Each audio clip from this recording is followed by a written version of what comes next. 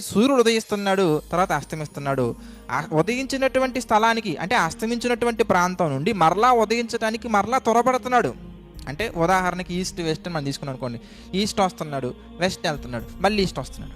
గాలి కూడా ఎక్కడి నుంచి వస్తుందో తెలియదు, వచ్చినటువంటి స్థానానికి మరలా అది వెళ్తుంది. నదులు కూడా అంతే, నదులన్నీ నిండుతున్నాయి, సముద్రంలోకి వెళ్తున్నాయి.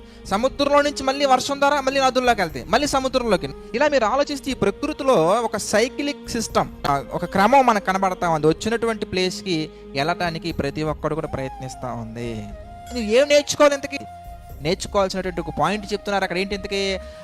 అవి ఎక్కడి నుండి వచ్చాయో అక్కడికి త్వరపడి వెళ్తున్నాయి. వాటర్ ఎక్కడి నుంచి వచ్చాయో అక్కడికి వెళ్తున్నాయి. గాలి ఎక్కడి నుంచి వచ్చిందో అక్కడికి వెళ్తుంది. సూర్యుడు ఎక్కడి నుంచి వచ్చారో అక్కడికి వెళ్తున్నాడు. నువ్వేం చేయాలి ఇంతకీ? నువ్వు కూడా ఎక్కడి నుంచి వచ్చావో అక్కడికి వెళ్ళాలి. That is what you must learn. నువ్వు నేర్చుకోవాల్సినటువంటి గొప్ప గొప్ప విషయాలలో ఒక గొప్ప విషయం ఏంటి కనుకనే నువ్వు ఎక్కడి నుంచి వచ్చావో అక్కడికి వెళ్ళాలి.